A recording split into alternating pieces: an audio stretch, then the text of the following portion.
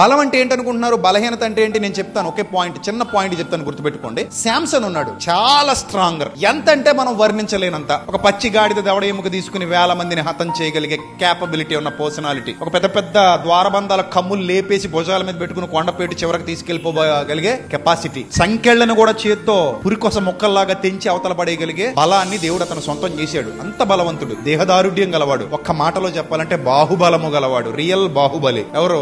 శాంసన్. మహాపరాక్రమవంతుడు. అంత పరాక్రమవంతుడు మానసికంగా బలహీనంగా ఉన్నాడు కాబట్టి తొడ మీద పడుకోబెట్టేసుకుని సీక్రెట్లని లాగేసింది. తొడ మీద పడుకుని సీక్రెట్లని చెప్పేశాడు అంటే ఎంత బలహీనుడు కాకపోతే చెప్పేస్తాడు. ఇంకా అందులో కూడా ఏ టైప్ బలహీనత అంటే జీరో కేటగిరీ అంటాను నేను. జీరో కేటగిరీ ఎందుకంటే ఆమె పలుమార్లు మోసగించింది, చెప్పింది చెప్పినట్టు చేసేస్తుంది. సెన్స్ ఉన్నాడు ఏమనుకోవాలి? ఇది చెప్తే ఇది కూడా చేసేస్తుంది, ఇవన్నీ చేసిందంటే ఇది కూడా చేసేస్తుంది. అంటే ఈమె నన్ను డబ్బు కోసం మోసగిస్తుంది, వేసే కాబట్టి నన్ను వాడుకుంటుంది, నన్ను ఉపయోగించుకుంటుంది, డబ్బు కోసం నన్ను మోసం చేస్తుంది. ఒకరొక దినాన నన్ను తప్పకుండా నా ప్రాణహాని, ఈమెతో నాకు ప్రాణహాని ఉంది అని గెస్ చేయగలిగే సామర్థ్యం ఉండి ఆ మాయలో పడిపోకుండా తప్పించుకుంటే బలవంతుడవుతాడు, శారీరకంగా కాదు ఆత్మీయంగా. ఇప్పుడు ఇదే విషయాన్ని మనం ఆలోచిస్తే యోసేపు ఉన్నాడు. యోసేపు కండలు లేవు, యోసేపుకి అంత బలం లేదు. యోసేపుదేమి జిమ్ బాడీ కాదు, యోసేపు అంత స్ట్రాంగ్ పర్సనాలిటీ కాదు. అంటే సంఖ్యలు తెంపేసే శక్తి యోసేపుకి లేదు, సింహాన్ని చీల్చేసే శక్తి యోసేపుకి లేదు. అలాగే పచ్చి గాడిద దవడెముక తీసుకుని 1000 మందిని హతమార్చగలిగే యోధులతో యుద్ధం చేసి హతమార్చగలిగే కెపాసిటీ యోసేపుకి లేదు. అలాగే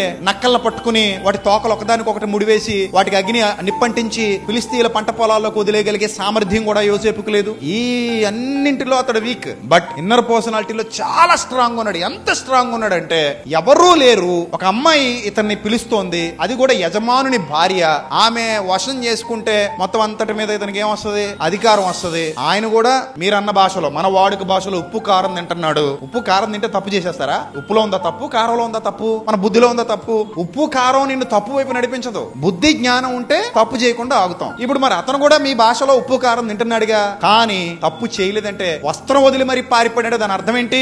లోపల చాలా స్ట్రాంగ్ ఉన్నాడు. ఈయన బయటికి స్ట్రాంగ్ ఉన్నాడు, ఆయన లోపల స్ట్రాంగ్ ఉన్నాడు. సంసోను బయటికి స్ట్రాంగ్ ఉన్నాడు, లోపల వీక్ ఉన్నాడు. యోసేపు బయటికి వీక్ ఉన్నాడు, లోపల స్ట్రాంగ్ ఉన్నాడు. అది నీ వ్యక్తిగత జీవితం ఎలా ఉందో నువ్వు అంచనా వేసుకునే కొలమానం.